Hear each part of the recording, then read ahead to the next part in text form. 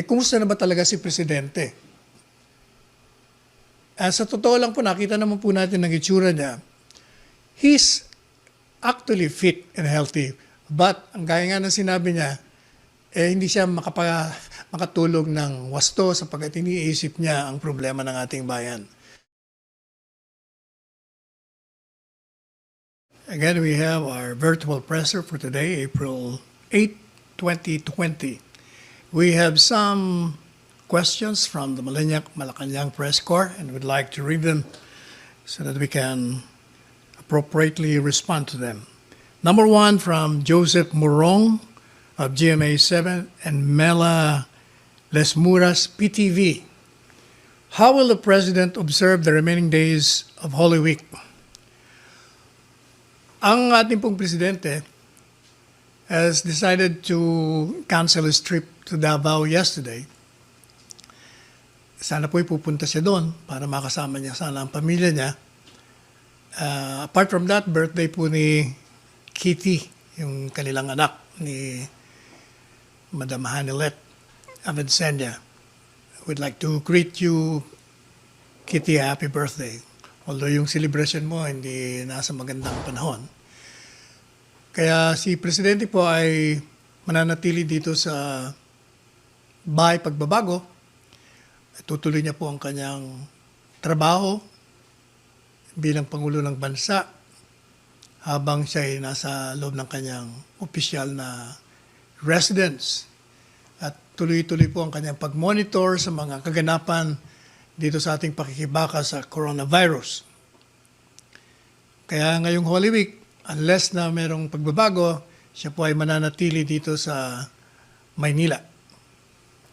And then we have number 2 question from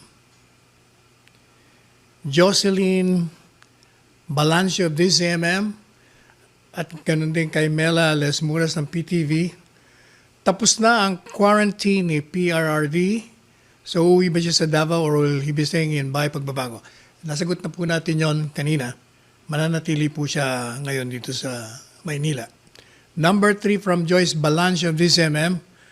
Ano ang message ng Palasyo for the observance of the Holy Week? Gaya nga po ng sinabi ni Presidente noong isang gabi, tayo po ay manalangin sa dakilang lumikha upang tayo ay gabayan, bigyan ng karunungan, ng pamamaraan kung paano natin masusugpo itong coronavirus na nakaumang sa atin at nailagay po tayo sa bingit ng kamatayan. Ang mensahe po ni Presidente ay kalintulad pa rin ang mga dati niyang pamasahe. Kung maaari po tayo ay manatili sa bahay, stay at home, upang tayo po ay hindi magkahawaan. At kung maaari po ay magtulungan po tayo sa isa't isa, magbigay po tayo ng proteksyon sa bawat isa sapagkat pagbibigay ng proteksyon sa bawat isa ay nagbibigay tayo ng proteksyon sa ating kapwa-tao. At pinapanalangin po ni Presidente Duterte na sana po tayong lahat ay makaahon dito sa ating malaking problema at maibalik tayo sa normal na pag-inog ng ating buhay sa araw-araw. Number 3 question from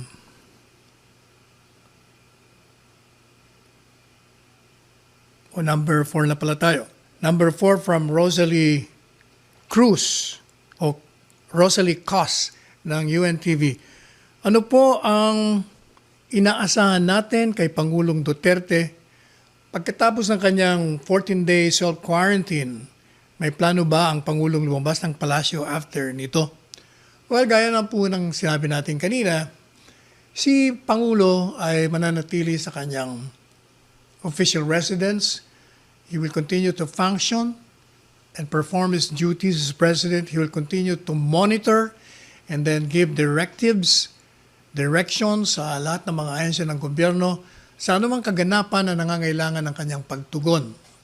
Dito lang po siya sa Maynila upang madalian na mabigyan ng katugunan ang anumang uri ng suliranin na ipapaabot sa kanya. Siya po ay araw-araw nagmo-monitor ng mga kaganapan natin.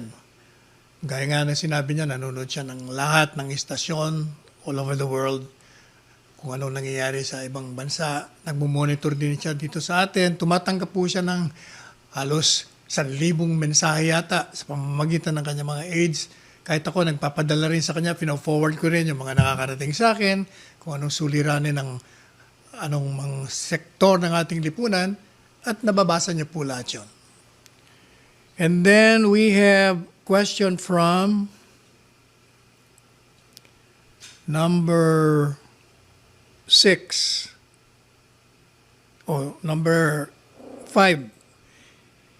Hinggil po sa mga pinasalamatang bilyonaryo ni Pangulong Duterte sa pagresponde kontra sa COVID-19. Magkano po ang dinonate ng bawat isa? Saan po partikular na gagamitin ang mga donasyon?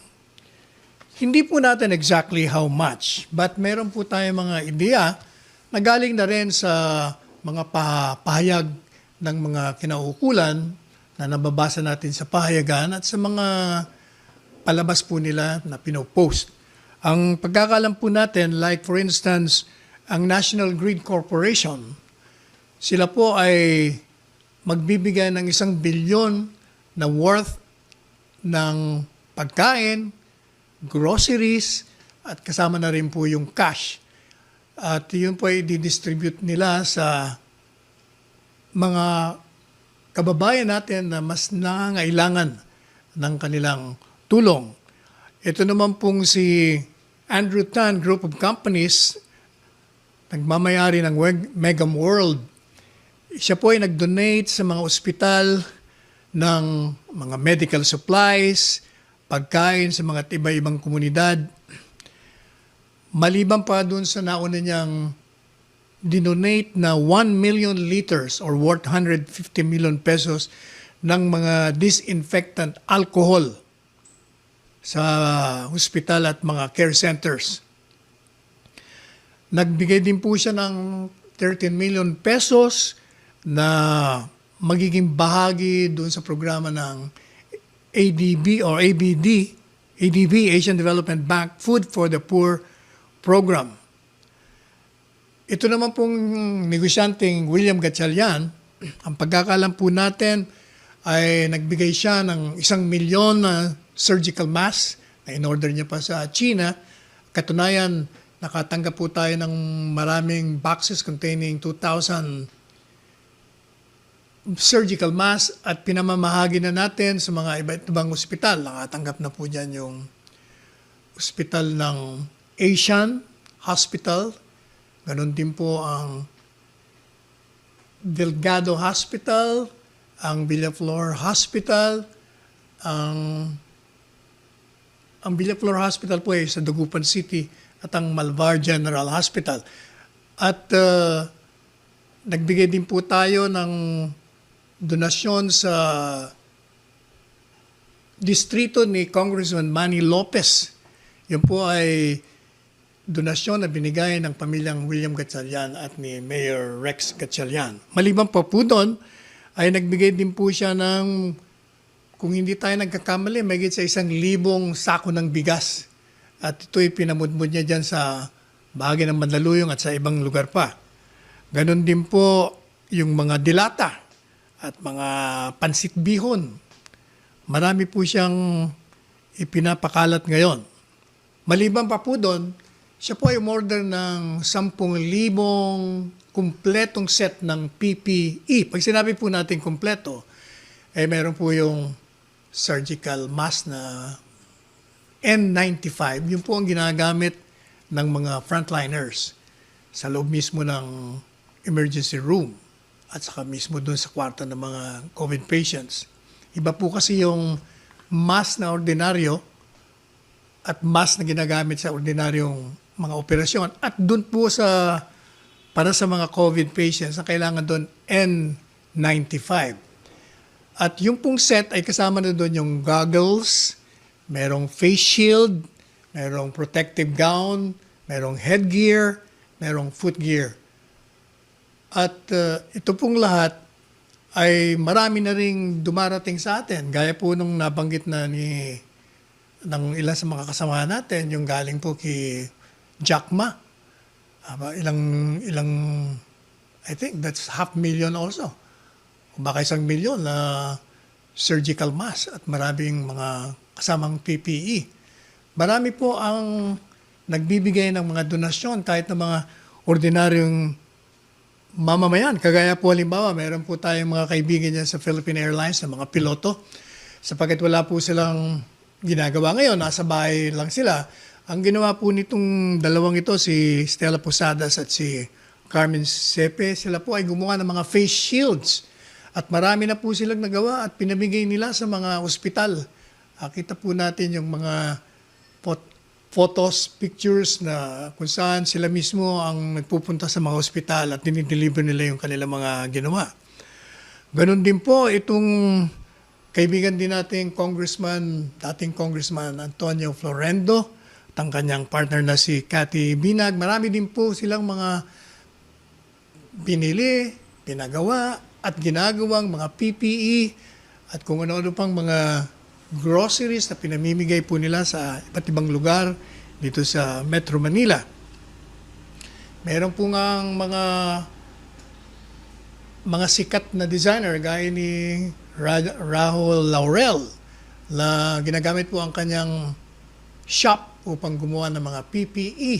Ganun din po yung mga ibang hindi na natin maaalala yung mga pangalan nila. Pati nga itong kamiseta, isang garment factory ay nagsimula na rin gumawa ng mga PPE at pinamimigay nila. Binigyan po nila ang UARM ng, kung hindi tayo nagkamali, mga 1,000 na protective gowns. So marami po ang nagbibigay, nagko-cooperate at lahat po ng mga kababayan natin ay bukas naman ang palad ng puso nila upang makiisa at makipagtulungan. Sapagkat gaya nga po ng sinasabi ni Presidente, hindi kaya ng pamahalaan natin na sagutin lahat ang pangangailangan ng ating bayan. Sa panahon ngayon, kailangan po talaga tayong bawat isa ay magbigay ng kanilang tulong, yung mga mararangya sa atin ay gawin ang kanilang pagbibigay ng kung